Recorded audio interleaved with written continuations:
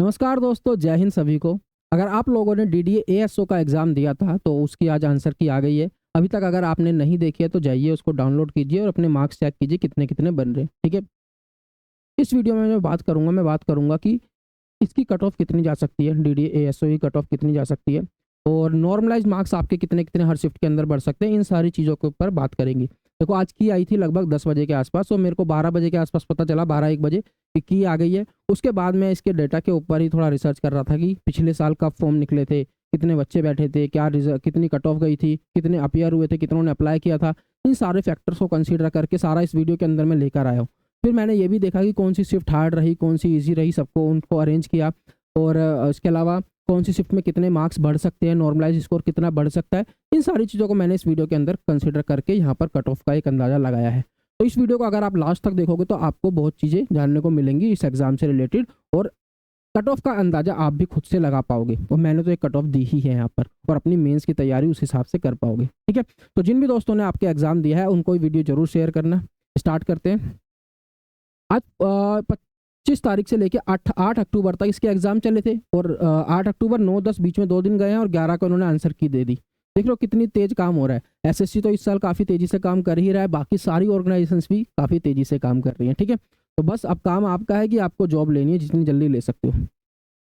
देखो आज 10 बजे फॉर्म रिलीज़ हुए हैं और 13 तारीख तक आप फॉर्म को डाउनलोड कर सकते हो, अपने आंसर की को डाउनलोड कर सकते हो। ध्यान रखना 2 ही दिन है आपके पास। जिस भी दोस्त ने एग्ज़ाम दिया है उन सबको बता दो कि आंसर की आ चुकी है, क्योंकि कई लोगों की मिस हो जाती है। अभी मेरे पास एक बच्चे का मैसेज आया कि सर सीपीओ की जो आंसर की मैं डाउनलोड नहीं कर पाई। 9 तारीख उसकी डेट थी, 10 तारीख को उसका मैसेज आया। मैंने कहा अब कुछ नहीं हो सकता, क्योंकि अगर एक बार आपसे छूट गई कि आंसर की डाउनलोड करनी तो आप दोबारा नहीं कर सकते उसको, चाहे एसएससी हो, चाहे डीडी हो, चाहे कोई भी ऑर्गेनाइजेशन हो, ठीक है? तो इस चीज़ का ध्यान रखना कि मिस ना हो जाए। 2 दिन का टाइम है आपके पास, सफिशिएंट टाइम है, जाके डाउनलोड करो, अपने आंसर की देखो और मार्क्स पता करो कितने आए हैं, ठीक है? चलो, एक चीज़ और इसके अंदर ध्यान रखने वाली बात है। एक दोस्त का मेरे पास फ़ोन आया अभी कि मैंने पेपर किया था 150 से ऊपर नंबर का, लेकिन उसके मार्क्स 70-80 बन रहे हैं। ऐसा क्या हो गया? वहाँ पर उसने क्या किया, कई क्वेश्चंस को मार्क फॉर रिव्यू कर रखा था। अब मार्क फॉर रिव्यू वाले क्वेश्चन एसएससी के अंदर तो कंसीडर होते हैं, लेकिन यहाँ पर अगर आप इसका एडमिट कार्ड खोल के देखोगे तो यहाँ पर इस वाले पॉइंट के अंदर लिखा हुआ है डीडीए ने कि जो मार्क फॉर रिव्यू वाले आंसर हैं वो यहाँ पे कंसीडर नहीं किए जाएंगे। तो जिन क्वेश्चन को भी आप मार्क फॉर रिव्यू करके आए हो उनको final answer mark for review से हटा के फाइनल लगा के सेव नहीं करा है, वो मार्क्स कंसीडर नहीं होंगे। तो इसकी वजह से काफ़ी बच्चों के कम कम मार्क्स बने।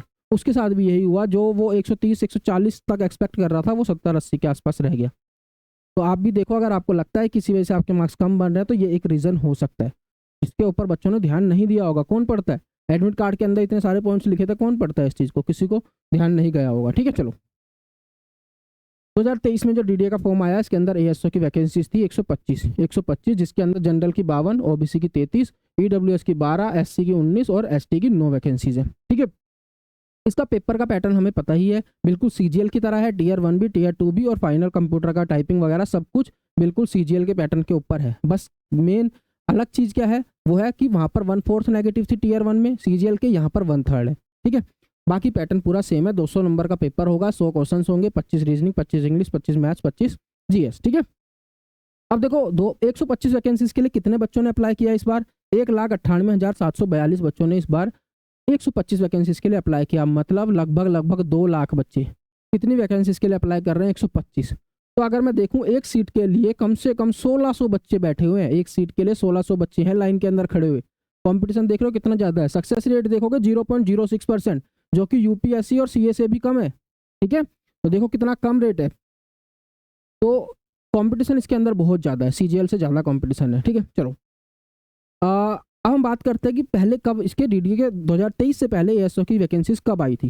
डीडीए ने 2020 में ही वैकेंसीज निकाली थी, लेकिन उस टाइम आप देखोगे कोई भी एएसओ की वैकेंसीज नहीं आई थी। तब कौन सी आई थी? सर्वेयर, एसओ, स्टेनोग्राफर, पटवारी, जेएसए, माली, ये सारी वैकेंसीज आई थी 2020 में, लेकिन एएसओ नहीं आई थी। उससे पहले एएसओ कब आई थी? उससे पहले आई थी 2019 के अंदर, ठीक है? लेकिन उस टाइम सिर्फ 4 वैकेंसीज आई थी। 4 वैकेंसीज के अंदर ये 4 बच्चों के रिजल्ट है जिनका फाइनल हुआ था, तो 4 वैकेंसीज आई थी। तो इसको हम कंसीडर नहीं कर सकते, इसकी कट ऑफ के बेस पे हम अब की कट ऑफ नहीं निकाल सकते, ठीक है? क्योंकि काफ़ी कम वैकेंसीज थी।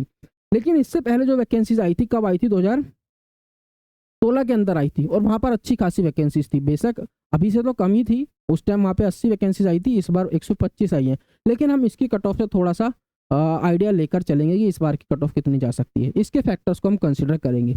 उस टाइम क्या पैटर्न था 2016 के अंदर, देखो 2016 से 2023 बहुत लंबा टाइम है, कंपटीशन बहुत ज़्यादा बढ़ चुका है, बहुत सारी चीज़ें चेंज हो चुकी हैं, लेकिन उन सारी चीज़ों को मैं कंसिडर करूंगा यहाँ पर कट ऑफ निकालने में, ठीक है। चलो, उस टाइम भी क्या था, 25 क्वेश्चन आते थे, 25 सारों के, 50 टोटल 200 मार्क्स के हो जाते थे, ठीक है, 50 के सारे सब्जेक्ट्स के मार्क्स हो जाते थे।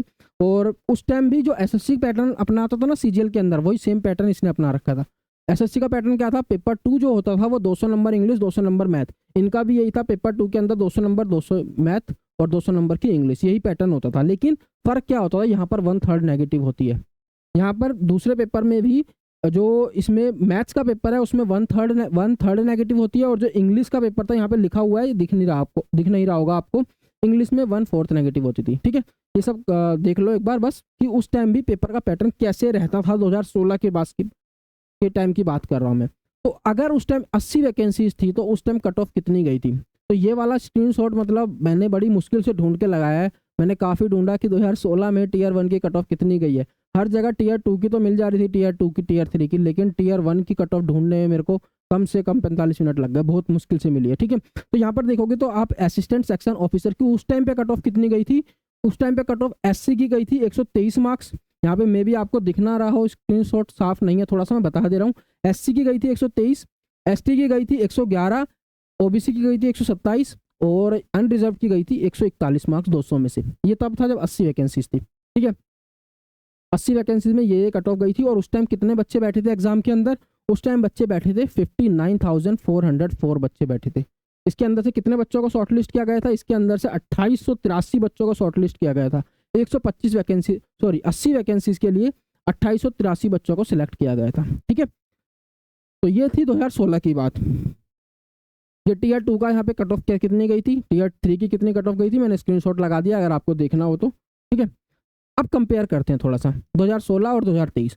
2016 में देखेंगे हम 80 वैकेंसीज थी, कितनों ने अप्लाई किया है मेरे को कहीं पर मिल नहीं पाया, मैंने काफ़ी सर्च किया इसको, लेकिन अपियर्ड कितने हुए थे, वो हुए थे लगभग 60,000 बच्चे अपियर्ड हुए थे 80 वैकेंसीज के लिए। तो कितने टाइम्स हो गए, 742 टाइम्स बच्चे वहाँ पे एक सीट के लिए गए थे एग्जाम देने। कितने शॉर्टलिस्ट हुए, 2883, मतलब 80 वैकेंसीज के लिए लगभग 2800 बच्चे जो है 2800-2900 बच्चे सिलेक्ट किए गए। तो कितने टाइम्स सिलेक्ट किया, 36 टाइम्स बच्चों को क्वालिफाई किया गया। 36 टाइम काफ़ी ज़्यादा लग रहा है ना, हाँ, क्योंकि एसएससी 10-15 गुना ही करती है। 36 टाइम्स उस टाइम क्वालिफाई कराया गया 80 वैकेंसीज के लिए 2900 बच्चों को। अब की और उस टाइम कट ऑफ कितनी कितनी गई, अनरिजर्व की ये लिखी, ओबीसी, एससी, एसटी, उस टाइम ईडब्ल्यूएस नहीं होता था। डीडीए एएसओ 2023 के ऊपर आते हैं, कितनी वैकेंसीज है, 125 वैकेंसीज बढ़ गई, पहले 80 थी अब 125 हो गई। कितने बच्चों ने अप्लाई किया, ये आरटीआई के थ्रू पता चला है, ये आरटीआई में किसी बच्चे ने लगाई थी, 2 लाख के आसपास बच्चों ने अप्लाई किया। इसका मतलब एक सीट के लिए 1590, लगभग 1600 बच्चे यहाँ पर एक सीट के लिए यहाँ पर लड़ रहे हैं, बहुत ज़्यादा है, ठीक है। मैंने बताया ना स्टार्टिंग में कि कितना सक्सेस रेट कितना हो गया, 0.06। तो एक सीट के लिए कम से कम 1600 बच्चे बैठे हुए हैं इस एग्जाम में, ठीक है। एसएससी में भी इतने नहीं होते हैं। शॉर्टलिस्ट कितने होंगे, देखो अपियर्ड कितने हुए ये नहीं पता, इसकी आरटीआई लगाई जा चुकी है, आरटीआई का रिप्लाई आएगा तो बता दूंगा, ठीक है। अपियर्ड कितने हुए ये नहीं पता, लेकिन मान के चलो कि 2 लाख वैकेंसीज है, 50% तो अपियर्ड हुए होंगे, जरूर हुए होंगे, क्योंकि जीएससी में भी इतनी गई है अटेंडेंस, तो इसकी भी जाएगी। 1,90,000 बच्चे तो बैठे ही होंगे, ठीक है। और शॉर्टलिस्ट कितने होंगे, मान लो 10 टाइम्स करता है अगर वो शॉर्टलिस्ट, तो 1250 बच्चे शॉर्टलिस्ट होंगे सिर्फ। अगर एसएससी को देख के चले, एसएससी लगभग 10% के आसपास, 10 गुना के आसपास अभी बच्चे सिलेक्ट कर रहा है हर एग्जाम में। अगर सीजीएल 2023 को छोड़ दें, वहाँ पर 8.4 टाइम्स ही बच्चे सिलेक्ट किए गए हैं, ठीक है। तो 10 टाइम्स करेगा तो 1250, 15 टाइम्स करेगा तो 1875 बच्चे बुलाएगा। लेकिन अगर पिछली बार की तरह 36 गुना बच्चे बुलाए उसने, तो वो 4500 बच्चों को बुलाएगा, जिसके चांस बहुत कम है कि वो 36 टाइम बच्चे नहीं बुलाएगा, ठीक है।